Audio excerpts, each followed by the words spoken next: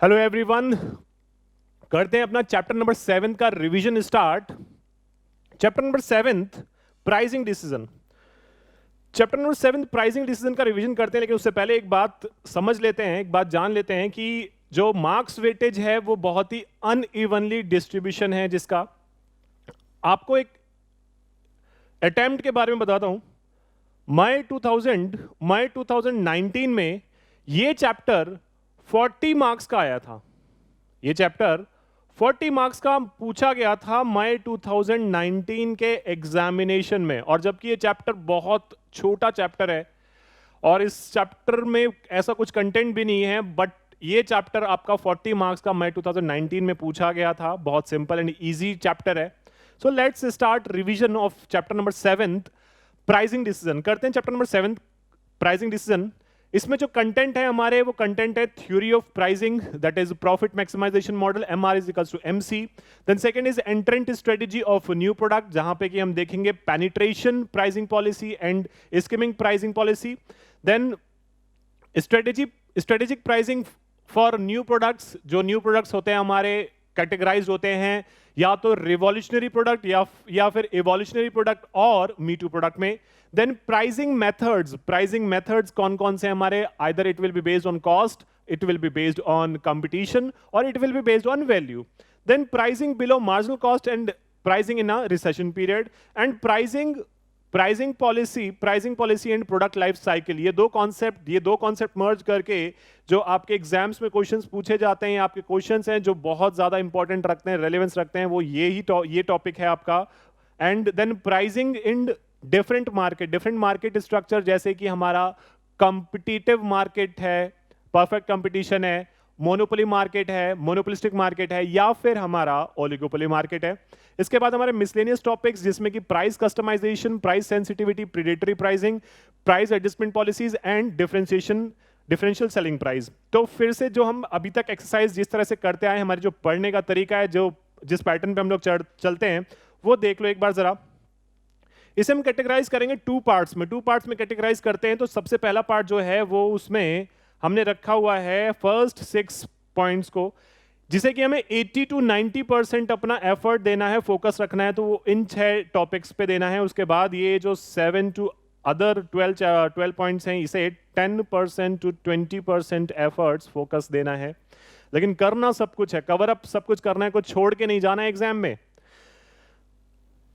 तो सबसे पहले स्टार्ट करते हैं थ्योरी ऑफ प्राइसिंग और थ्योरी ऑफ प्राइस और प्रॉफिट मैक्सिमाइजेशन मॉडल। ये आपका एक इकोनॉमिक्स का मॉडल है, ये आपने अपने ग्रेजुएशन में भी पढ़ा होगा, that MR is equals to MC. लेकिन ये MR is equals to MC है क्या, आप समझना इस बात को। जब एक फर्म का ऑब्जेक्टिव होता है कि वो ज्यादा से ज्यादा प्रॉफिट कमाना चाहती है, क्योंकि हर एक फर्म का ऑब्जेक्टिव क्या होता है, मैक्सिमाइजेशन ऑफ प्रॉफिट। तो मैक्सिमाइजेशन ऑफ प्रॉफिट करने के लिए वो क्या करते हैं, अपने प्राइसिंग पॉलिसीज को इस तरह से सेट करते हैं, अपना प्राइसिंग स्ट्रेटेजी इस तरह से रखते हैं जिससे कि वो प्रॉफिट मैक्सिमाइजेशन अर्न कर सके। तो यहाँ पे इकोनॉमिक्स हमें हेल्प करती है। इकोनॉमिक्स किस तरह से बताती है, वो डिमांड सप्लाई के बारे में फिर से हमें बताती है। सिचुएशन क्या है, सिचुएशन ये है कि जब एक फर्म स्टार्ट करती है अपने प्रोडक्शन को जब स्टार्ट करती है, तब उसे ये दिखाई देता है कि उसका marginal revenue, that is marginal revenue is greater than marginal cost. तो ये फर्म को कहीं ना कहीं मोटिवेट करता है। मार्जिनल रेवेन्यू क्या है, मार्जिनल रेवेन्यू है कि एक एडिशनल यूनिट से कितना एडिशनल रेवेन्यू मुझे आता है। मार्जिनल कॉस्ट है कि एक एडिशनल यूनिट से मेरा एडिशनल कॉस्ट कितना इनकर होता है, that is what marginal revenue, marginal cost. और जब भी शुरुआत की जाती है तो ये देखने को मिलता है कि आपका मार्जिनल रेवेन्यू हमेशा ज्यादा होता है मार्जिनल कॉस्ट से, और ये एक फर्म को मोटिवेट करती है फर्दर प्रोडक्शन करने के लिए। फर्म कंटिन्यू करती है और आगे जाती है और आगे जाती है और आगे जाती है। जैसे जैसे वो फर्दर और कंटिन्यू करती रहती है, उसका एक सिचुएशन ये आ जाता है कि मार्जिनल रेवेन्यू जो है वो इक्वल्स टू हो जाता है मार्जिनल कॉस्ट के। लेकिन यहाँ पे फर्म जो है वो ये समझ नहीं पाती कि उसे कंटिन्यू करना चाहिए या आगे रुक जाना चाहिए। अब आप इस बात को समझना कि मार्जिनल रेवेन्यू जो है वो मार्जिनल कॉस्ट के बराबर क्यों आया, इसलिए क्योंकि यहाँ पे जो मार्केट में डिमांड है वो लिमिटेड है। अब उस लिमिटेड डिमांड को अगर आप चाहते हो, आपने एक प्राइस पे पहले के जो डिमांड है वो आपने कैप्चर कर लिया, now the demand is limited. अब आप फर्दर डिमांड को और कैप्चर करने के लिए क्या करते हो, अपने प्राइसिंग स्ट्रेटेजीज को, प्राइसिंग पॉलिसीज को एडजस्ट करते हो, रिड्यूस करते हो, जिससे कि नेक्स्ट मार्केट को आप, नेक्स्ट डिमांड को आप टारगेट कर सको। तो अब आप जब अपने प्राइसेस को रिड्यूस करें तो आपका मार्जिनल रेवेन्यू भी रिड्यूस हो रहा है। तो marginal revenue equals to marginal cost. ये जब एक ये सिचुएशन आ जाती है फर्म के लिए, तो ये सिचुएशन समझ लेना कि इस सिचुएशन पे पहुंच गई है फर्म, तो ये एक ऐसा पॉइंट है जहां पे फर्म अपना मैक्सिमम प्रॉफिट अर्न कर रही होगी। मतलब इस लेवल पे वो ऑपरेट कर रही है कि वो अपना मैक्सिमम प्रॉफिट अर्न कर रही है। फर्दर कंटिन्यू अगर वो करती है तो उसके मार्जिनल रेवेन्यू कम हो जाएंगे और मार्जिनल कॉस्ट ज्यादा होगा। मतलब सिचुएशन ये होगी कि marginal revenue will be less than marginal cost, और ऐसे केस में वो अपना लॉस मेकिंग स्टार्ट कर देगी। तो फर्म को जो है, फर्म को अगर मैक्सिमम प्रॉफिट अर्न करना है तो उसके लिए पॉइंट क्या है, इकोनॉमिक्स ने क्या पॉइंट बताया, MR is equals to MC।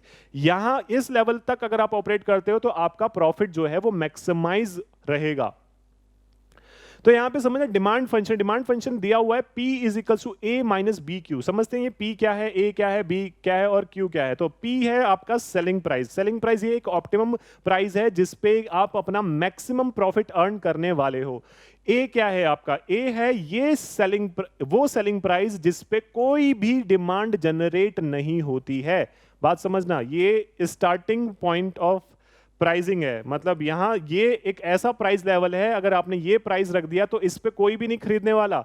ये वो प्राइस है, the price at which there is zero demand. यहां पे कोई भी डिमांड नहीं होनी है। बी क्या है आपका, बी कहलाता है स्लोप। स्लोप किसका, चेंज इन प्राइस। चेंज चाहे वो इंक्रीज हो या रिडक्शन हो, उसका क्या इंपैक्ट पड़ेगा क्वांटिटी पे। जो क्वांटिटी डिमांडेड है उसका क्या इंपैक्ट पड़ेगा, तो वहां पे हम स्लोप देखते हैं। स्लोप को मल्टीप्लाई किया जाता है क्वांटिटी, क्वांटिटी कितनी डिमांड की गई है, क्वांटिटी कितनी सोल्ड की गई। ये क्यू किससे रिलेटेड है, क्यू रिलेटेड है इस पी से। ये क्यू रिलेटेड है इस पी से। मतलब ये कि अगर प्राइस ये होगा तो इतने क्वांटिटी सोल्ड होंगे, at this price this much quantity will be demanded और this much will be demanded sold. और ये ए वो प्राइस है, ये वो प्राइस है जिसपे there is no demand, price at which zero demand. तो ये बनता है मेरा डिमांड फंक्शन, ये बनता है मेरा डिमांड फंक्शन। अब डिमांड फंक्शन को ही हम आगे फर्दर कंटिन्यू करते हैं। टोटल रेवेन्यू देखना, टोटल रेवेन्यू के लिए मुझे पता है कि अगर मैं प्राइस में क्वांटिटी का मल्टीप्लिकेशन कर दूं तो मेरा टोटल रेवेन्यू आ जाएगा। तो प्राइस तो मेरे पास यहां पे मैंने देखा डिमांड फंक्शन से P, और बस उसमें मुझे मल्टीप्लाई करना है Q का। तो जब मैंने प्राइस का Q के साथ मल्टीप्लिकेशन किया, प्राइस इंटू क्वांटिटी किया, तो बन गया मेरा total revenue, that is A minus B Q multiplied by Q। अगर मैं इसे सॉल्व करता हूं, सिंप्लीफाई करता हूं, तो A into B minus B Q square. अब यहां पे सबसे ज्यादा इंपॉर्टेंट एरिया है, दैट इज TR को कैसे मैं मार्जिनल रेवेन्यू में कन्वर्ट करूंगा। मार्जिनल रेवेन्यू में कन्वर्ट करने के लिए देखना मुझे क्या करना पड़ेगा, डिफरेंशिएशन और कैलकुलस यूज करना पड़ेगा। जब मैं डिफरेंशिएशन और कैलकुलस यूज करता हूं तो टोटल रेवेन्यू मार्जिनल रेवेन्यू बन जाता है। वो कैसे बनता है इस बात को समझना है। यहाँ पे मार्जिनल रेवेन्यू का मतलब होता है change in total revenue divide by change in quantity. और ये चेंज क्या है, डिफरेंस है, difference that is what, differentiation. तो यहाँ पे आप समझना, इस बात को समझना, अगर मैं डिफरेंशिएशन लेता हूँ कैलकुलस यूज करता हूँ किसी भी एक्स स्क्वायर का, यानी क्वांटिटी का अगर मैं लेता हूँ तो वो बन जाएगा 2x, और x का लेता हूं तो वो बनेगा 1 और 1, दैट इज जो कांस्टेंट है वो बन जाएगा 0। इस बात को आपको लर्न करना है, ये आपको आपने 11th 12th में भी लर्न किया हुआ है, इस बात को समझा है। तो फिर से ये प्रॉपर्टी आपको रिकॉल करनी है। देन जब मैं डिफरेंशिएट करता हूं टोटल रेवेन्यू का, तो वो बन जाता है मार्जिनल रेवेन्यू।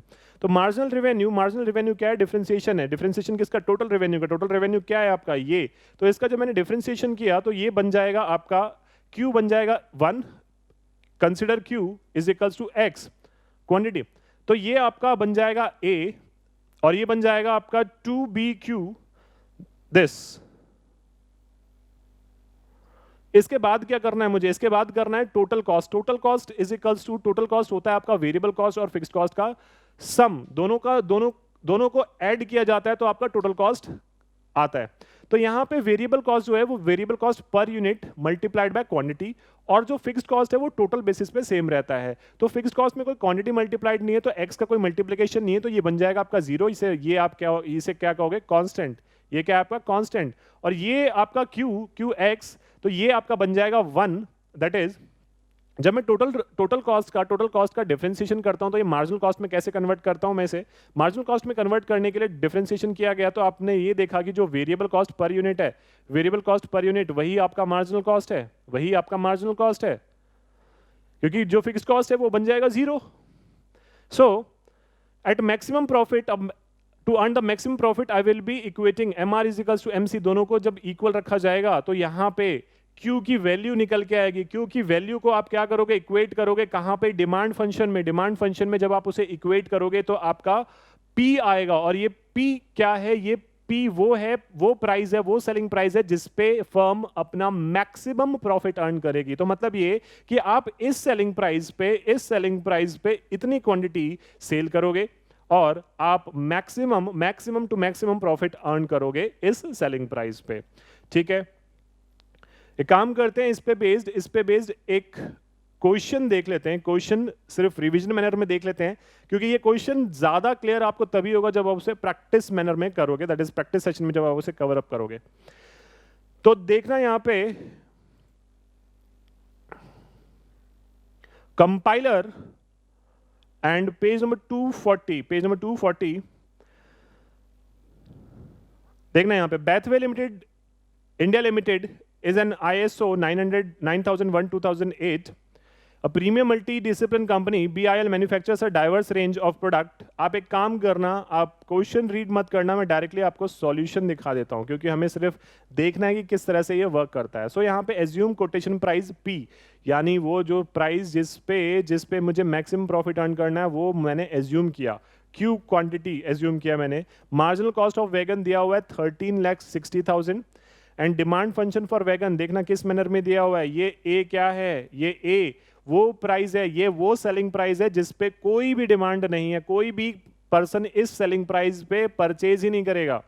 अब जब इस सेलिंग प्राइस में से रिडक्शन किया जाता है तब डिमांड जनरेट होनी शुरू होती है। तब डिमांड जैसे जैसे प्राइस जितने प्राइसेस रिडक्शन होते हैं तो वो आपके क्वांटिटी डिमांड इंक्रीज होती रहती है। तो that is what, this is B slope and this is Q. तो आपने टोटल रेवेन्यू निकालने के लिए क्या करा, P इंटू क्यू किया, Q का मल्टीप्लिकेशन किया गया इसमें।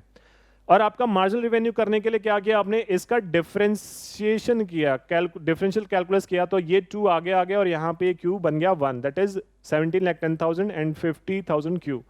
और मार्जिनल कॉस्ट आपका 13,60,000 है। तो जब आप इसे maximum profit is maximum where MR is equals to MC, तो आपने जब दोनों को इक्वेट किया तो आपका Q आया 7 units by putting the value of Q in the demand function। इस बात का ध्यान रखना, आपको डिमांड ओरिजिनल डिमांड फंक्शन में रखना है। P जब आप रखोगे तो आपका P 15,35,000 आया। ये वो सेलिंग प्राइस है जिस पे फर्म मैक्सिमम प्रॉफिट अर्न करेगी और किसी भी सेलिंग प्राइस पे उसे मैक्सिमम प्रॉफिट अर्न करने को नहीं मिलेगा। मतलब इस सेलिंग प्राइस पे नंबर ऑफ यूनिट्स की डिमांड होंगी अच्छी खासी।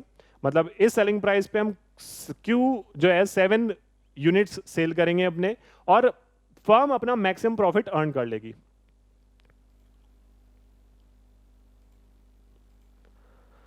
Now the second is entrant strategy. जो आपका सेकंड है वो है एंट्रेंट स्ट्रेटेजी फॉर न्यू प्रोडक्ट्स की एंट्रेंट स्ट्रेटेजी। बात समझना, एंट्री स्ट्रेटेजी मतलब एक कोई नया प्रोडक्ट मार्केट में कोई लेकर आना चाहता है तो उसके लिए एंट्रेंट स्ट्रेटेजी क्या होगी, either it will B penetration और इट विल बी स्किमिंग। तो समझते हैं सबसे पहले स्किमिंग प्राइसिंग पॉलिसी क्या है। स्किमिंग प्राइसिंग पॉलिसी, जैसा कि आपका नाम है बिस्किम, आपने सुना होगा स्किम्ड मिल्क, तो आप समझना इस बात को समझना कि हर एक सोसाइटी में, हर एक सोसाइटी में आपके कुछ क्रीमी लेयर होते हैं जिसकी पेइंग कैपेबिलिटी ज्यादा होती है। तो ये प्राइसिंग स्ट्रक्चर उन क्रीमी लेयर को टारगेट करने के लिए यूज की जाती है। मतलब ये एक एंट्रेंट स्ट्रेटेजी है। एक नया प्रोडक्ट कोई मार्केट में लेके आ रहा है तो वो प्रोडक्ट के लिए दो ही प्राइसिंग पॉलिसीज उसे एंट्री स्ट्रेटेजी दिखाई देंगे, या तो वो स्कीमिंग या फिर पेनिट्रेशन। तो स्कीमिंग की बात कर रहे हैं हम। स्कीमिंग में सबसे पहले हम हाई प्राइजेस रखते हैं, हम इनिशियली हाई प्राइजेस रखते हैं। पॉलिसी रहती है यहाँ पे हम हाई प्राइजेस रखते हैं। क्यों रखते हैं? क्योंकि यहाँ पे हमारे इनिशियल कॉस्ट ज्यादा इनकर होते हैं, research and development cost involve होता है, और कुछ यूनिक फीचर्स होते हैं जिसके वजह से हम प्रीमियम प्राइसेस भी चार्ज कर सकते हैं, ज्यादा प्राइसेस, हाई प्राइसेस चार्ज कर सकते हैं। तो ऐसे केस में आपका मार्जिन पर यूनिट ज्यादा होता है। और जब इनिशियल पीरियड में डिमांड भी आपको नहीं पता होती है तो ये जो प्रीमियम होता है, ये जल्दी जल्दी हेल्प करता है आपके फिक्स्ड कॉस्ट को, इनिशियल कॉस्ट को रिकवर करने में। Once you recover your initial cost, fixed cost, तो उसके बाद आप अपने प्रोडक्ट के प्राइसेस कम करने शुरू कर देते हो। तो बहुत से लोग ऐसे हैं, एग्जाम्पल के तौर पे आप देखना एप्पल क्या करती है, एप्पल यही प्राइसिंग पॉलिसी फॉलो करती है, एप्पल कंपनी यही पॉलिसी फॉलो करती है, स्कीमिंग, अपने प्रोडक्ट के प्राइसेस पहले हाई रखती है। और वो टारगेट किसे करती है? वो टारगेट उन लोगों को करती है जिनकी पेइंग कैपेबिलिटी ज्यादा होती है, क्रीमी लेयर को टारगेट करती है, ठीक है। और फिर उसके बाद जब उस लेयर के डिमांड को वो कैप्चर कर लेती है, पूरा यूज कर लेती है, तो उसके बाद क्या करती है, वो नेक्स्ट लेयर पे टारगेट करती है प्राइस रिडक्शन करके, फिर उसके बाद फर्दर और रिडक्शन करती है। तो बहुत सारे लोग ऐसे हैं कि जो वेट कर रहे होते हैं कि एप्पल के प्रोडक्ट के प्राइसेस कब कम हो और वो परचेज करें, तो वो उन कस्टमर्स को फिर टारगेट करना शुरू करती है। और यहाँ पे इनके लिए बहुत ज्यादा जरूरी है क्योंकि इनके इनिशियल कॉस्ट ज्यादा इनकर होते हैं, research and development cost involve होता है, ह्यूज कैपिटल इन्वेस्टमेंट लगा होता है, तो इसीलिए हाई प्राइसेस जस्टिफाइड है, ठीक है। तो यहां पर देखना, skimming pricing policy of high prices initially, later the prices are reduced. ऐसा नहीं है कि वो हाई प्राइसेस मेंटेन रखते हैं, लेटर पीरियड्स में वो प्राइसेस को अपने रिड्यूस करते हैं। Reason and circumstances, because here the demand is inelastic, मतलब ये प्राइसिंग पॉलिसीज किन कस्टमर्स को टारगेट किया जाता है? प्राइस इनसेंसिटिव कस्टमर्स, जिन्हें मतलब प्राइस बढ़ने से या रिड्यूस होने से उन्हें फर्क नहीं पड़ता। तो ये pricing policies inelastic demand situation में और insensitive to price, insensitive customers को टारगेट करने के लिए यूज किया जाता है। The demand is not known in the initial period, तो ऐसे केस में ये हाई प्राइसेस रख के आपके लिए बहुत ज्यादा बेनिफिशियल है। Then high initial capital outlay, second is penetration pricing का क्या फंडा है? पेनिट्रेशन प्राइसिंग का पॉलिसी ये है कि वो बहुत कम प्राइस रखते हैं शुरू में, that is low pricing is adopted in the initial period. ये लो प्राइसिंग क्यों रखा जाता है? ये लो प्राइसिंग इसलिए रखा जाता है कि शुरू में आप आओ और आप अपने आप को फेमस कर लो, आप पॉपुलर बना लो और मास मार्केट को पेनिट्रेट कर लो। पेनिट्रेट का मतलब क्या है? आप कैप्चर कर लो मास मार्केट को। फिर उसके बाद जब आप एक बार मास मार्केट को कैप्चर कर लोगे तो उसके बाद आप अपने प्राइसेस को ग्रेजुअली इंक्रीज करना शुरू करते हो और प्रॉफिट ज्यादा कमाना शुरू कर देते हो। ये प्राइसिंग पॉलिसीज हर एक को सूट नहीं करती है, वो ये प्राइसिंग पॉलिसीज उन्हीं लोगों को सूट करती है जिनके की डीप पॉकेट्स हों। क्यों? क्योंकि यहाँ पे आप इनिशियली बहुत लो प्रॉफिट मार्जिन पे ऑपरेट कर रहे हो, तो बहुत कम मार्जिन आप अर्न कर रहे हो, तो बहुत कम प्रॉफिट आपका हो रहा होता है और खर्चे ज्यादा हो रहे होते हैं, आपको प्रमोशनल एक्सपेंसेस ज्यादा करने होते हैं। तो ऐसे केस में आपकी प्रॉफिटेबिलिटी स्टेक पे आ जाती है और सर्वाइबिलिटी बहुत ज्यादा जरूरी है बिग कंपटीशन में या बिजनेस में बने रहने के लिए। प्रॉफिटेबिलिटी बहुत ज्यादा जरूरी है। तो यहाँ पे इस बात को समझना, एग्जाम्पल के तौर पे जैसे कि जियो, एग्जाम्पल के तौर पे जैसे कि ओला उबर, उन्होंने क्या करा? फ्री राइड्स दिए। जोमेटो स्विगी, इन्होंने क्या करा? फ्री डिलीवरीज प्रोवाइड करे, हैवी डिस्काउंट कूपन कोड्स दिए। किस लिए दिए? जिससे कि कस्टमर जो है वो एक बार आए और इनके प्रोडक्ट को यूज करे, और फिर जब ये धीरे धीरे अपना एक कस्टमर बेस इन्होंने बना लिया तो वो उन्होंने अपने डिस्काउंट्स कम कर दिए, कूपन कोड्स बंद कर दिए, और फिर अपने बिजनेस को प्रॉफिट में टर्न करना शुरू कर दिया। सो पेनिट्रेशन प्राइसिंग पॉलिसीज ये है आपका। देन रीजन और सर्कमस्टेंसेज, डिमांड इज इलास्टिक। यहाँ पे डिमांड इलास्टिक होती है। इलास्टिक का मतलब क्या? कि यहाँ पे अगर प्राइसेस का चेंज देखा गया तो वो डेफिनेटली आपके डिमांड को अफेक्ट करेगी। मतलब प्राइसेस अगर इंक्रीज हुए तो डिमांड आपकी डिक्रीज हो जाएगी। दैट इज यहाँ पे प्राइस सेंसिटिव कस्टमर्स होते हैं जो कि मेजोरिटी होते हैं मार्केट में। Then substantial saving on large scale production, आप यहाँ पे आपका ऑब्जेक्टिव होता है कि आप लार्ज स्केल प्रोडक्शन करोगे तो आपको सब्सटेंशियल सेविंग होगा इन द मैन्युफैक्चरिंग कॉस्ट किस तरह से? आप बल्क डिस्काउंट अवेल कर सकते हो सप्लायर से, आपका लर्निंग एक्सपीरियंस मिलेगा, एंड बहुत सारे ऐसे भी बेनिफिट्स हैं जो आपके वेरिएबल ओवरहेड कॉस्ट हैं वो भी कम होंगे। क्यों? क्योंकि आपके सेटअप जो लार्ज बैच साइज में बनाओगे तो बैच सेटअप कॉस्ट भी कम आएगा, नंबर ऑफ बैचेस कम होंगे। तो there is also a substantial saving on large scale production, और लार्ज स्केल प्रोडक्शन का आप जो बेनिफिट है वो पास ऑन करते हो कस्टमर पे।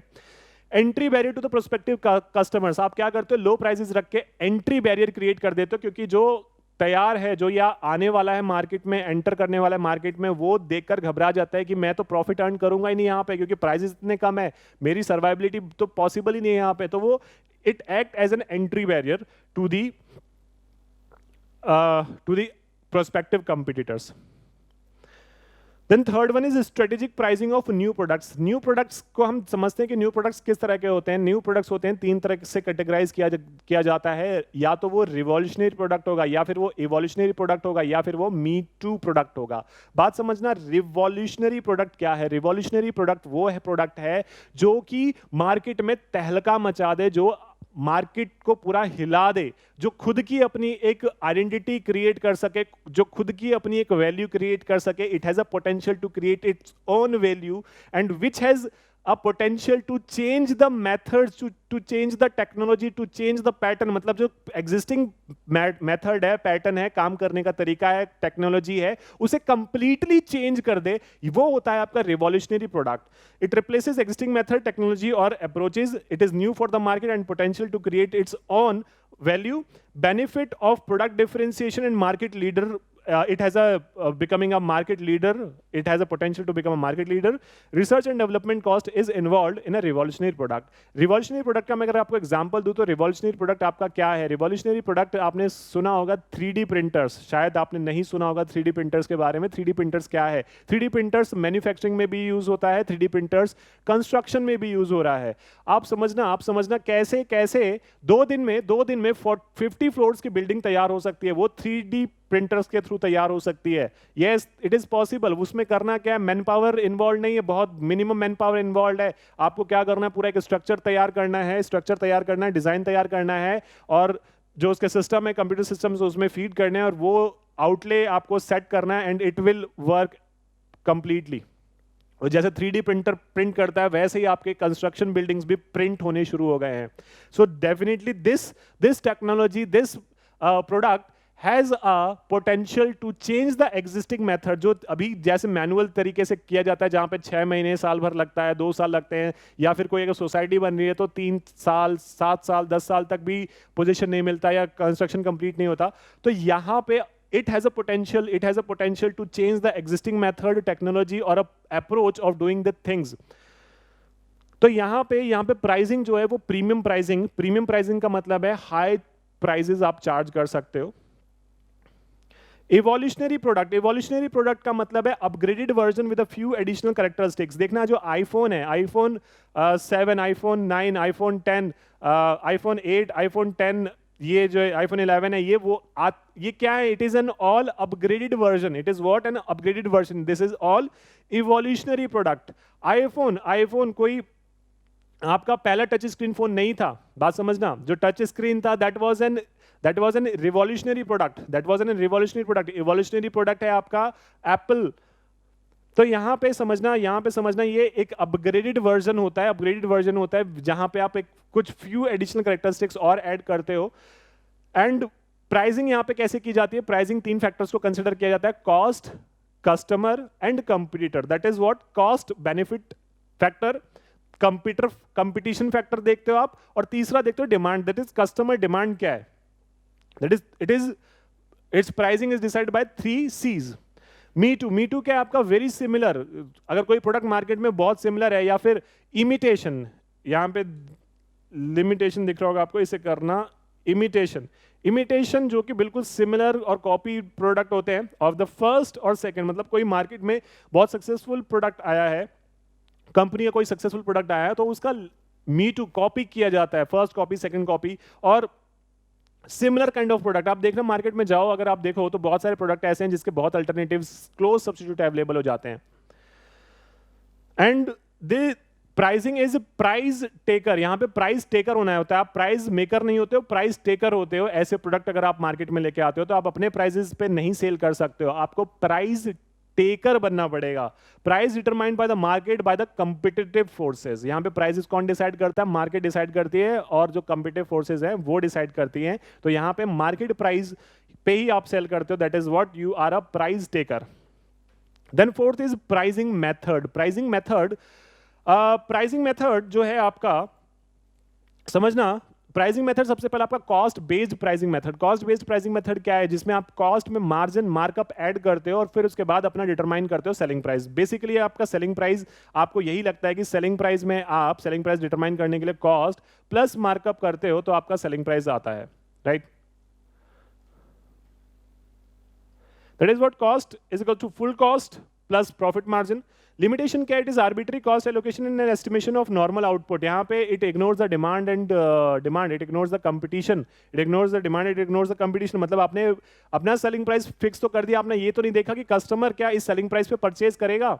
आपने ये नहीं देखा कि बराबर वाले कंपटीटर ने या मेरा जो साथ का कंपटीटर है उसने किस प्राइस पे अपने प्रोडक्ट को रखा है। आपको क्या मतलब है, सिर्फ अपना कॉस्ट देखते हो और प्रॉफिट ऐड करके सेलिंग प्राइस डिटरमाइन कर लेते हो।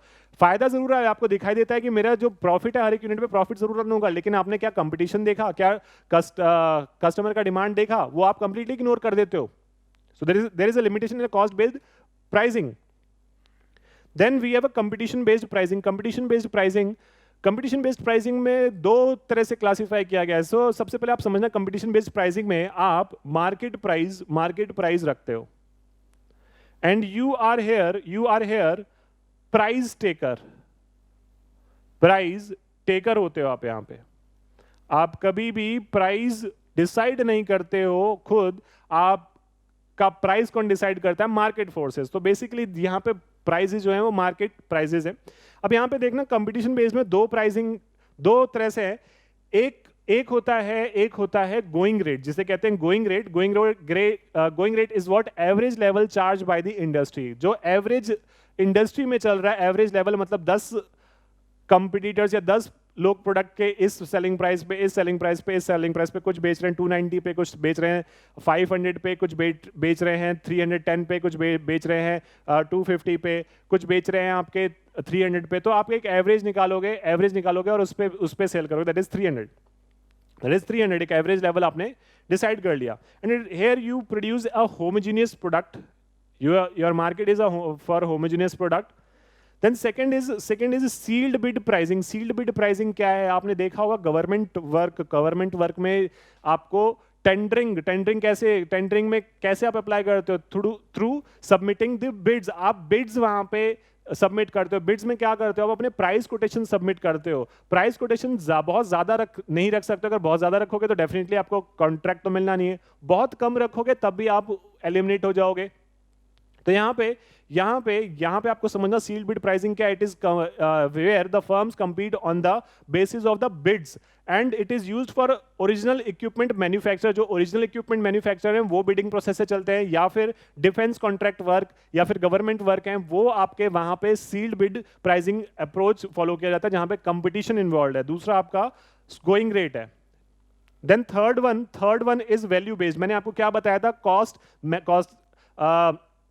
प्राइसिंग मेथड में तीन तरह से आप डिसाइड करते हो अपने।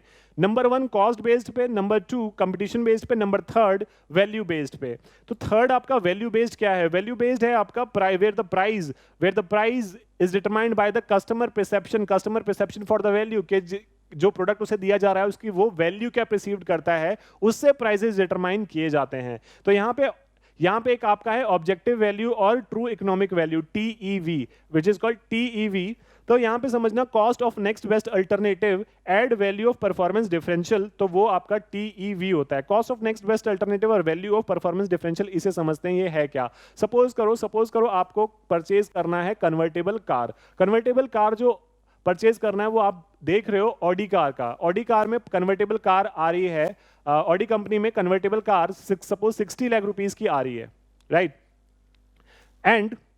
And there is also alternative to the convertible car. एक दूसरी कंपनी है जो कि कन्वर्टेबल कार ऑफर करती है, मिनी कूपर में कन्वर्टेबल कार 35 लाख रुपीस में अवेलेबल है, ठीक है। अब मुझे बताना, एक कस्टमर क्यों 60 लाख रुपीस पे करने के लिए तैयार है, जबकि अगर उसे 35 लाख रुपीस में कन्वर्टेबल कार मिनी कूपर में अवेलेबल है। Because there is a performance differential. बात समझना, अगर इफ आई एम मैं यहाँ पे ऑडी कंपनी हूं और मुझे ट्रू इकोनॉमिक वैल्यू अपने कन्वर्टेबल कार का निकालना है, आई एम ऑडी, ठीक है, और मुझे कन्वर्टेबल कार का ट्रू इकोनॉमिक वैल्यू निकालना है, तो मैं देखूंगा cost of next best alternative, मतलब इस कार के नेक्स्ट बेस्ट अल्टरनेटिव कौन है। मैंने अपने कंपैरिजन में जो कंप्यूटर है उसे कंपेयर किया, ठीक है, मैंने देखा 35 लाख रुपीस में कन्वर्टेबल कार मार्केट में अवेलेबल है। अब मुझे क्या करना है, मुझे ये देखना है कि value of performance differential, value of performance differential, अब जो साइज है वो साइज 4 मीटर सब मिनी कूपर सब 4 मीटर में है, और जो मैं दे रहा हूं वो है आपका 7 meter. So that there is a performance differential, और जो इंजन है, इंजन कैपेसिटी और other there is also differential, performance differential. So इन सभी परफॉर्मेंस डिफरेंशियल को अगर कंसिडर किया जाए तो वो अप्रोक्सीमेटली 25 लाख रुपीस का आता है। Be its interior designing, be its built up quality, be its unique features, be its sunroof. तो इन सभी परफॉर्मेंस डिफरेंशियल को कंसिडर किया जाता है। तो वो परफॉर्मेंस डिफरेंशियल को जब मैं कंसिडर कर रहा हूं तो that is what 25 lakh rupees, performance differential 25 lakh rupees, और ये आपका 60 लाख रुपीस का ट्रू इकोनॉमिक वैल्यू होगा जो कि कस्टमर पे करने के लिए बिल्कुल तैयार होगा। That is what value based pricing. Then pricing below marginal cost. Pricing below marginal cost मतलब, मार्जिनल कॉस्ट का मतलब जो मेरा इंक्रीमेंटल कॉस्ट या वेरिएबल कॉस्ट पर यूनिट है, वेरिएबल कॉस्ट पर यूनिट है। मार्जिनल कॉस्ट एक यूनिट को, एक एडिशनल यूनिट को बनाने के लिए जो मुझे एडिशनल कॉस्ट का खर्चा आता है, मैं क्यों अपने प्राइसेस को उस मार्जिनल कॉस्ट से भी नीचे रख रहा हूं। बात समझना, मार्जिनल कॉस्ट पे नहीं, मार्जिनल कॉस्ट से भी नीचे रख रहा हूं। बिलो मार्जिनल कॉस्ट क्यों रखना पड़ रहा है मुझे? क्योंकि ये हो सकता है कि अगर मैंने अपने प्राइसेस वो नहीं रखे तो हो सकता है वो मार्जिनल कॉस्ट जितना मैं प्राइस ले रहा हूं वो भी ना मिले। क्यों? क्योंकि जो मेरा मटेरियल है वो पेरिशेबल नेचर का है। अगर मैंने अभी नहीं उसे सेल ऑफ करा तो मुझे वो प्राइसेस भी नहीं मिलने, तो मुझे बिलो मार्जिनल कॉस्ट पे भी उसे सेल करना पड़ सकता है। Then large quantity of stock and market price है फॉरन। मेरे पास लार्ज क्वांटिटी ऑफ स्टॉक है, जो मैंने प्रोडक्ट्स बनाए हैं उसके मेरे पास बहुत सारा स्टॉक है और मार्केट में उसके प्राइसेस कम होते जा रहे हैं, तो मुझे वो जल्दी से जल्दी मार्केट में निकालना पड़ेगा, नहीं तो वो प्राइसेस भी नहीं मिलेंगे मुझे। To popularize a new product, किसी एक प्रोडक्ट को आप पॉपुलराइज करने के लिए क्या करते हो, कम से कम प्राइसेस पे दे देते हो जिससे कि आप अपने आप को पॉपुलराइज कर सको। Then to boost the sale of other product, आप अपने प्रोडक्ट के सेल को बूस्ट करने के लिए क्या करते हो, एक प्रोडक्ट के प्राइस को कम करके दूसरे प्रोडक्ट, जो आपका दूसरा प्रोडक्ट है जिसमें आपको मार्जिन ज्यादा है, क्योंकि आपने एक प्रोडक्ट के प्राइसेस कम रखे हैं तो कस्टमर उसे परचेज करने के लिए आएगा, ठीक है। और उसके साथ साथ आपने उसे दूसरा जो हाई मार्जिन प्रोडक्ट है वो आपने उसे सेल कर दिया। Pricing in recession period. Pricing in recession period. Pricing is the where the pricing is less than the total cost but above the marginal cost. यहाँ पे क्या होता है, प्राइस जो होता है वो मार्जिनल कॉस्ट से ज्यादा होता है लेकिन टोटल कॉस्ट से कम होता है, टोटल कॉस्ट से कम होता है। तो यहाँ पे ये लिमिटेड पीरियड के लिए रखा जाता है, लिमिटेड पीरियड के लिए रखा जाता है। इससे एडवांटेज आपको क्या मिलता है, अगर आपने ये प्राइसिंग नहीं रखा तो आपको क्या करना पड़ेगा, अपने फैक्ट्री को बंद करना पड़ेगा और सारे शटडाउन कॉस्ट इनकर करने पड़ेंगे। मतलब अगर आपके पास लेबर, स्किल्ड लेबर, आपने फैक्ट्री बंद कर दी कुछ टाइम के लिए फैक्ट्री बंद कर दी, तो आपके जो स्किल्ड लेबर्स हैं वो दोबारा मिलेंगे कि नहीं मिलेंगे, और अदर शटडाउन कॉस्ट। तो उसे अवॉइड करने के लिए ये प्राइसिंग स्ट्रक्चर फॉलो किया जाता है रिसेशन पीरियड में। ये प्राइसिंग स्ट्रक्चर है बिलो मार्जिनल कॉस्ट या मार्जिनल कॉस्ट पे और एनआरवी, नेट रियलाइजेबल वैल्यू पे। ये सिचुएशंस हैं जहां पे आप ये प्राइसिंग फॉलो करते हो। Then very important is what pricing plus PLC, that is product life cycle costing। तो यहां पे हम देख रहे हैं प्राइसिंग पे कैसे इंपैक्ट करते हैं। मैंने क्या करा, यहाँ पे चारों क्रिएट कर लिए, इंट्रोडक्शन, ग्रोथ, मैच्योरिटी और डिक्लाइन। आपको आई होप सो आपको याद आ रहा होगा product life cycle, introduction, growth, maturity and decline phase, 4 phases हैं। तो 4 फेजेस में अगर मैं दो प्राइसिंग स्ट्रक्चर को देखता हूं जो एंट्रेंट स्ट्रेटेजी थी, या तो स्कीमिंग या पेनिट्रेशन, स्कीमिंग और पेनिट्रेशन। स्कीमिंग में अगर मैं बात करूं तो सबसे पहले इंट्रोडक्शन में क्या होता है, इंट्रोडक्शन में आप हाई प्राइजेस रखते हो, याद रखना, हाई प्राइजेस, प्रीमियम प्राइजेस, ज्यादा प्राइजेस रखते हो। ज्यादा प्राइजेस क्यों रखते हो? ज्यादा प्राइजेस इसलिए रखते हो क्योंकि आप हाई इनिशियल कॉस्ट को रिकवर कर सको। ज्यादा प्रीमियम होगा और यहां पे डिमांड भी ज्यादा नहीं होती है, demand is unknown in the market. तो ऐसे केस में हाई प्राइसेस जस्टिफाइबल है इंट्रोडक्शन स्टेज में। और क्योंकि आपके जो प्रोडक्ट है उसमें रिसर्च एंड डेवलपमेंट इन्वॉल्व है, डिफरेंशिएशन प्रोडक्ट है, यूनिक प्रोडक्ट है मार्केट में, तो आप ज्यादा प्राइसेस भी चार्ज कर सकते हो। Then when you move to the growth stage में मूव करते ही आप देखना होता क्या है, जब आप इंट्रोडक्शन स्टेज में होते हो तो बहुत सारे आपके क्लोज कंप्यूटर्स ऐसे होते हैं, फ्यू लिमिटेड कंप्यूटर्स ऐसे होते हैं कि जो आपके प्रोडक्ट को परचेज करके उस पर री इंजीनियरिंग करते हैं। री इंजीनियरिंग का मतलब क्या होता है, क्योंकि आपने अपने टेक्नोलॉजी को शेयर तो किया नहीं उनके साथ, तो डेफिनेटली वो आपके प्रोडक्ट को परचेज करके उसे ओपन करके उसे समझते हैं, उसे उस पर रिसर्च करते हैं कि एक्चुअली ये प्रोडक्ट बनाया कैसे गया, क्या क्या फीचर्स रखे गए हैं, क्या क्या चीज़ें रखी गई हैं इसमें, और व्हाट इज द क्वालिटी, और किस क्या क्या यूनिक थिंग्स इसमें ऐड किए गए हैं। तो फिर उसके बाद वो अपने वो प्रोडक्ट को डेवलप करके आपके साथ कंपटीशन में आ जाते हैं ग्रोथ फेज में। तो ग्रोथ फेज में आपको क्या करना होता है, अब अपने आप को और फर्दर मार्केट कैप्चर करने के लिए, क्योंकि अब आप चाहते हो कि मैंने जितना मार्केट अभी तक कैप्चर किया था उस मार्केट को और फर्दर एनहांस किया जाए, इंक्रीज किया जाए, तो आप अपने प्राइजेस को रिड्यूस करते हो। तो यहाँ पे competitors start offering the similar product, इसलिए आप अपने प्राइजेस को रिड्यूस करते हो। साथ ही साथ to gain the market share, further और मार्केट शेयर को गेन करने के लिए, अपना मार्केट शेयर इंक्रीज करने के लिए आप क्या करते हो, अपने प्राइजेस को रिड्यूस करते हो। फिर उसके बाद जब आप मैच्योरिटी स्टेज में जाते हो, तो मैच्योरिटी स्टेज में जब आप जाते हो तो यहाँ पे आपके जो डिमांड्स हैं वो थोड़े लिमिटेड होने शुरू हो जाते हैं या रिड्यूस होने शुरू हो जाते हैं, लेकिन अभी भी सेल आपका इंक्रीज हो रहा होता है एट अ डिक्रीजिंग रेट, या सेल कांस्टेंट हो जाएगा, ठीक है। तो यहाँ पे आपको फर्दर अपने प्राइसेस को लोअर करने पड़ते हैं। फर्दर लोअर प्राइस क्यों करना होता है, या तो आप अपने कंपीटर्स को बीट करना चाहते हो या फिर मैच करना चाहते हो अपने कंपीटर्स को। तो यहाँ पे to preserve the sales volume, जो आपने अभी तक सेल्स मार्केट शेयर कैप्चर किया उसे प्रिजर्व रखने के लिए आप फर्दर प्राइसेस को और रिड्यूस करते हो, नहीं तो आपके कंपीटिटर्स क्या करेंगे, प्राइसेस और रिड्यूस करके, क्योंकि उनके पास भी अब आपसे बेहतर प्रोडक्ट अवेलेबल हो चुके हैं मार्केट में, तो वो आपके कस्टमर को ले जाएंगे अपने पास। तो इसीलिए आप क्या करते हो, अपने कंपीटर को बीट करने के लिए, अपना कंपीटर को मैच करने के लिए आप अपने प्राइसेस को फर्दर रिड्यूस करते हो।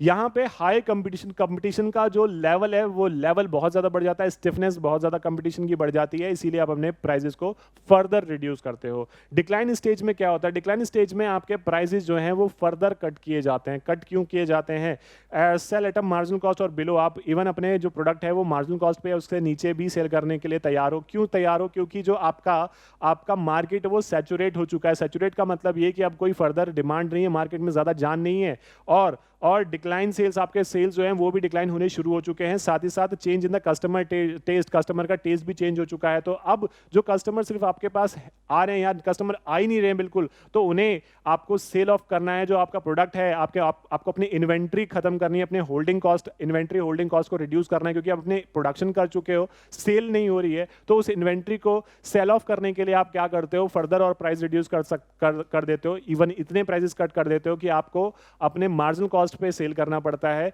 जिससे कि आप अपने इन्वेंट्री, अगर नहीं सेल करोगे तो आपको इन्वेंट्री होल्डिंग कॉस्ट इनकर करना पड़ेगा, उसे अवॉइड करना चाहते हो आप। देन पेनिट्रेशन, अगर पेनिट्रेशन प्राइसिंग पॉलिसी आप अडॉप्ट करते हो, पेनिट्रेशन प्राइसिंग पॉलिसी अडॉप्ट करते हो, तो पेनिट्रेशन प्राइसिंग पॉलिसी क्या है, पेनिट्रेशन प्राइसिंग पॉलिसी है कि आप लो प्राइसेस रखते हो इनिशियली। तो यहाँ पे इंट्रोडक्शन फेज में डेफिनेटली मुझे समझ में आ गया कि मुझे लो प्राइसेस रखने हैं, और लो प्राइसेस इसलिए रखने हैं क्योंकि मैं पेनिट्रेट करना चाहता हूँ मास मार्केट को कैप्चर करना चाहता हूँ, to penetrate the mass market as quickly as possible, जितनी जल्दी हो सके ज्यादा से ज्यादा लोगों तक पहुंचे जा सके और अपने आप को आप प्रमोट कर सको। यहाँ पे आप इनिशियली हाई प्रमोशनल एक्सपेंडिचर जरूर इनकर कर रहे होते हो, तो इसीलिए आपका प्रॉफिटेबल होना यहाँ पे थोड़ा मुश्किल होता है। ग्रोथ फेज में आप अपने प्राइसेस को अब इंक्रीज करते हो। क्यों, क्योंकि अब आप मार्केट को कैप्चर कर चुके हो, मार्केट गेन कर चुके हो, और फर्दर आप अपने प्राइसेस को इंक्रीज करते हो। अगर आप इंक्रीज नहीं करोगे तो आप प्रॉफिट कमाओगे ही नहीं, तो इसलिए यहाँ पे इंक्रीज देखा जाता है ग्रोथ फेज में। देन मैच्योरिटी फेज में आप अपने प्राइसेस को रिटेन रखते हो, क्योंकि कंपटीशन जो है वो मार्केट में आ चुका है, कंपटीटर्स हैं मार्केट में, तो उस कंपटीशन को बीट करने के लिए, मैच करने के लिए आप अपने प्राइसेस को, जो आपने प्राइसेस रखे हैं ग्रोथ फेज में, उसे आप रिटेन रखते हो यहाँ पे, और जिससे कि आप अपने कस्टमर्स मार्केट शेयर को भी रिटेन रख सको। देन डिक्लाइन फेज में आप क्या करते हो, आप अपने प्राइसेस को रिड्यूस करते हो, और समटाइम ये भी देखा गया है कि there is some increase in selling price, लेकिन वो बहुत रेयर चांसेस में देखने को मिलता है, but the pattern is reduction. तो यहाँ पे पेनिट्रेशन में क्या हुआ, आप लो प्राइसेस रखते हो, फिर आप इंक्रीज करते हो, फिर उसे आप मेंटेन करते हो, फिर उसके बाद आपका रिड्यूस होता है। और जो आपका पेनिट्रेशन वो हाई से रिड्यूस होता रहता है, इस तरह से जाता है स्लोप अगर आप देखो तो। देन बात करते हैं कॉस्ट यहाँ पे सेलिंग प्राइसिंग का ही था, बट मैंने यहाँ पे कॉस्ट पार्ट को भी इसलिए रख दिया क्योंकि जो क्वेश्चन आपका है वो हमेशा दो पार्ट के ऊपर पूछा जाता है, सेलिंग प्राइस पे इंपैक्ट बताओ और कॉस्ट पे इंपैक्ट बताओ। तो इसीलिए मैंने यहाँ पे साथ ही साथ कॉस्ट का भी पार्ट आपका इनकॉर्पोरेट कर दिया, रख दिया, जिससे कि आप इसे भी रिवाइज कर सकते हो और अपने एग्जाम में आंसर कर सकते हो। तो कॉस्ट का क्या इंपैक्ट पड़ता है? Average production cost. यहाँ पे बात समझना किस कॉस्ट की बात की जा रही है, सिर्फ और सिर्फ प्रोडक्शन कॉस्ट की बात की जा रही है। फर्दर अगर आपको कॉस्ट और समझना है तो आप अपना लाइफ साइकिल कॉस्टिंग का चैप्टर उठा लेना। तो इंट्रोडक्शन फेज में आपके जो कॉस्ट है वो हाई होते हैं। हाई क्यों होते हैं? क्योंकि यहाँ पे आप अपने आप को प्रमोट कर रहे होते हैं, आप अपने आप को प्रमोट कर रहे होते हैं और हाई कॉस्ट ऑफ प्रोडक्शन होता है। कॉस्ट ऑफ प्रोडक्शन क्यों हाई होता है? क्योंकि अभी आपके डिमांड ज़्यादा जनरेट नहीं हो रही होती है, तो आपको जो बेनिफिट मिलने चाहिए, जो बेनिफिट जैसे quantity discount, economies of scale, वो बेनिफिट नहीं मिलता है। तो इसीलिए आपका प्रोडक्शन कॉस्ट हाई होता है। साथ ही साथ इनिशियल प्रमोशनल एक्सपेंडिचर्स आपके हाई होते हैं, तो आपका unit production cost, average production cost वो भी हाई होता है। जब आप उसके बाद इंट्रोडक्शन फेज के बाद आप जब ग्रोथ फेज में जाते हो, ग्रोथ फेज में यहाँ पे आपका कॉस्ट जो है वो रिड्यूस हो जाता है। क्यों? क्योंकि यहाँ पे आपको बेनिफिट मिलने शुरू होते हैं। बेनिफिट किस तरह से मिलने शुरू होते हैं? Quantity discount from the supplier मिलना शुरू होता है। बल्क में जब आप परचेस करते हो तो वो आपको क्वांटिटी डिस्काउंट ऑफर करता है। और क्वांटिटी डिस्काउंट के साथ साथ लेबर पे कैसे इंपैक्ट पड़ता है? क्योंकि आप ज्यादा क्वांटिटीज यूनिट्स बना रहे हो और सेल्स आपके इंक्रीज हो रही है, तो लेबर्स भी मोटिवेट हैं, ज्यादा बेहतर तरीके से काम कर रहे हैं, एफिशिएंट तरीके से काम कर रहे हैं। लर्निंग एंड एफिशिएंसी कर्व उनका इंप्रूव होता है, लर्निंग एक्सपीरियंस कर्व इंप्रूव होता है और कम टाइम में वो प्रोडक्शन कर रहे होते हैं।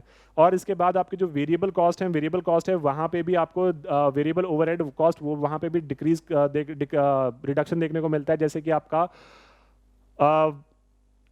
आपका बैच साइज क्योंकि आप बड़े बड़े लॉट साइज में प्रोडक्शन कर रहे होते हो, तो आपको नंबर ऑफ बैचेस वो कम सेट करने पड़ते हैं, नंबर ऑफ सेटअप्स कम करने पड़ते हैं।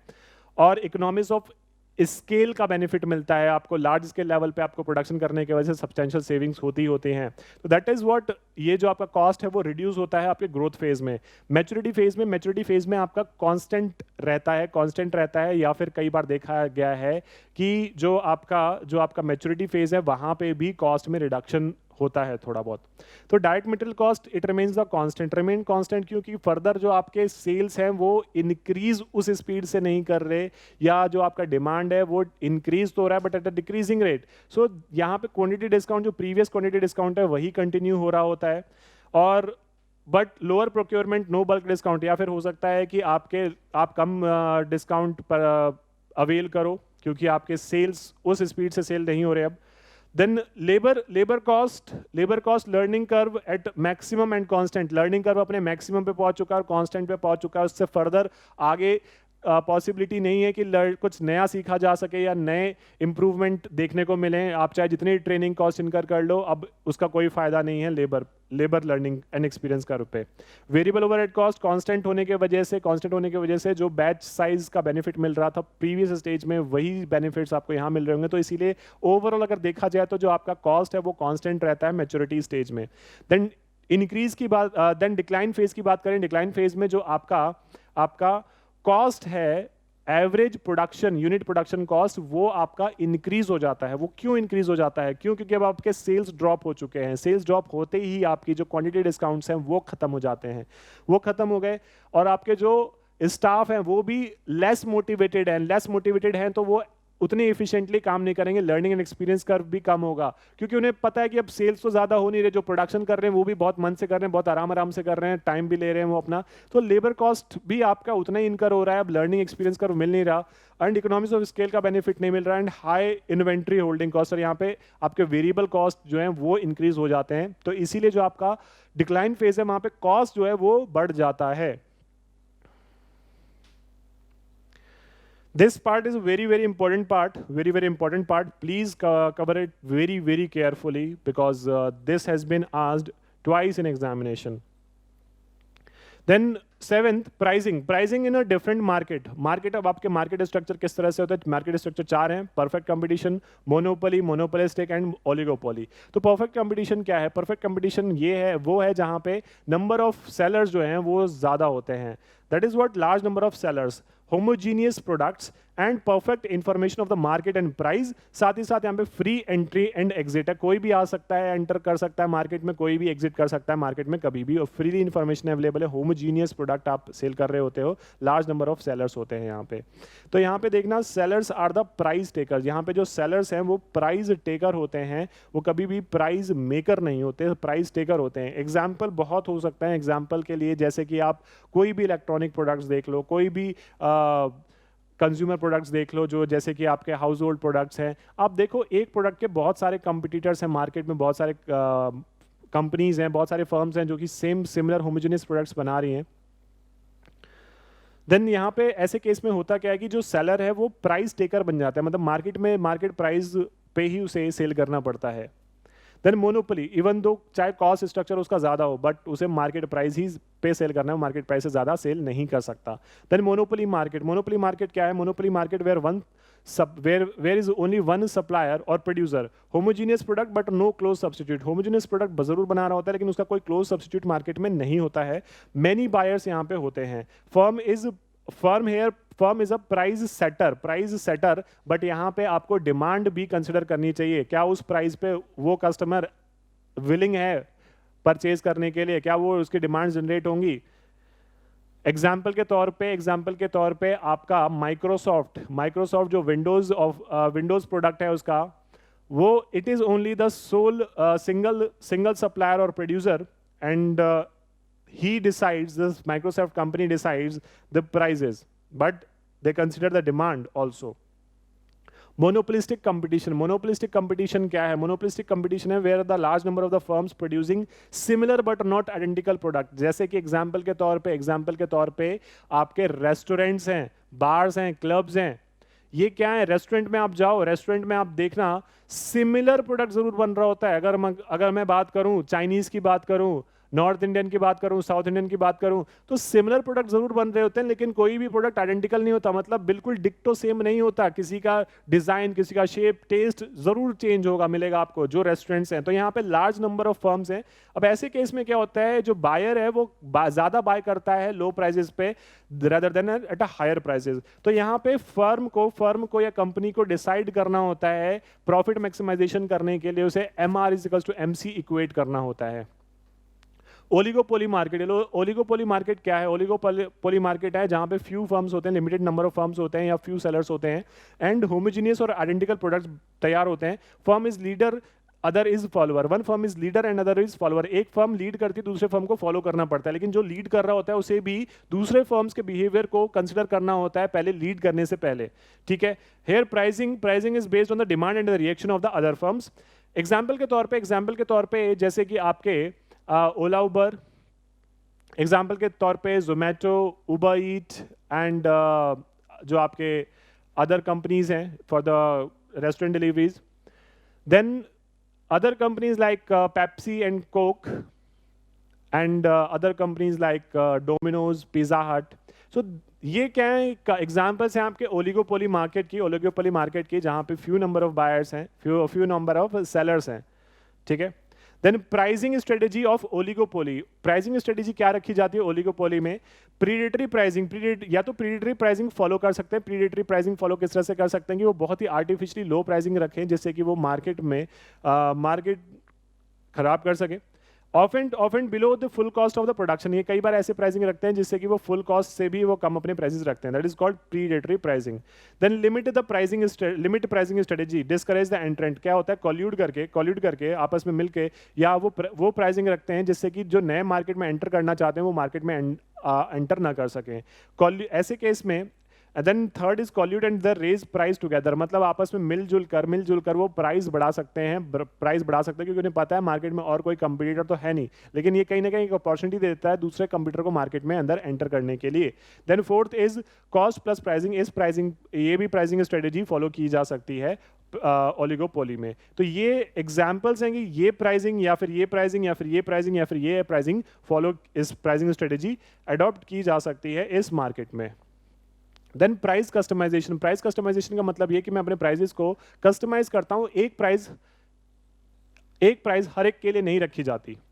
जैसे कि taste, preference and perceived value के बेसिस पे आप अपने प्राइस को कस्टमाइजेशन करते हो based on the product line. Product line का मतलब ये, जैसे कि आप अगर मोबाइल फोन खरीदते हो, अगर आप परचेज करते हो 32 GB, परचेज करते हो 64 GB, परचेज करते हो 128 GB, तो अगर आप जैसे कि जो भी वेरिएंट्स परचेज करते हो, प्रोडक्ट लाइन के प्राइसेस उसी के बेसिस पे चेंज होते हैं। Then customer past behaviour, customers past behaviour, अगर गुड पास्ट रिकॉर्ड्स हैं, पेमेंट रिकॉर्ड्स हैं, तो आपको डिस्काउंट बेटर मिल सकता है, आपके प्राइसेस स्ट्रक्चर अलग होंगे। Then demographic, that is what is demographic, it is according to the age or the social status. age जैसे कि अगर आप देखो, आप ट्रेन में ट्रैवल करते हो तो आपके जो ग्रैंड पेरेंट्स हैं उन्हें डिस्काउंट मिलता है सीनियर सिटीजन का, मिलिट्री पर्सन है तो उन्हें 50% ऑफ मिलता है। तो इस तरह से क्या किया आपने, एज और सोशल स्टेटस के बेसिस पे प्राइसिंग कस्टमाइजेशन कर रखा है। देन टाइम डिफरेंशियल का मतलब है कि जो आप प्रोडक्ट टाइम चेंज होने की वजह से कस्टमाइज करते हो। फॉर एग्जांपल, आप मूवी हॉल्स में जब जाते हो तो मॉर्निंग शो के प्राइसेस कम होते हैं लेकिन इवनिंग में प्राइसेस ज़्यादा होते हैं। अगर आप एक मंथ का सब्सक्रिप्शन प्लान खरीदते हो नेटफ्लिक्स का या फिर और किसी का, तो वहाँ पे प्राइसेस स्ट्रक्चर कुछ और होते हैं, लेकिन आप एनुअल परचेज करते हो, अमेजोन का परचेज करते हो, तो एनुअल प्लान के प्राइसेस कुछ और होते हैं। That is what price customization. Price sensitivity क्या है? It measures the customer behaviour to the change in the price of a product. ये क्या मेजर करती है? Customer behaviour to the change in the price of a product. मतलब ये it measures the customer behaviour, customer का behaviour क्या होगा अगर चेंज होता है प्राइस में। तो 9 फैक्टर्स को कंसिडर किया गया है। यूनिक वैल्यू इफेक्ट, अगर वो कस्टमर कंसिडर करता है कि नहीं, ये जो प्रोडक्ट है वो बहुत ही यूनिक प्रोडक्ट है, उसके वैल्यू अच्छे हैं, तो वो प्राइस में ज़्यादा चेंज होगा तो वो इनसेंसिटिव है, वो उससे ज़्यादा फर्क नहीं पड़ेगा। सब्स्टिट्यूट अवेयरनेस, अगर कस्टमर को सब्स्टिट्यूट पता हो किसी प्रोडक्ट का तो डेफिनेटली वहाँ पे प्राइस सेंसिटिविटी ज़्यादा है। वो प्राइस आप जैसे आप इंक्रीज करोगे वो आपके सब्स्टिट्यूट प्रोडक्ट को परचेज कर लेगा। डिफिकल्टी इन कंपेरिजन, कंपेयर नहीं कर पाता, तो ऐसे केस में आपकी सेंसिटिविटी कम होती है, सेंसिटिविटी लो है।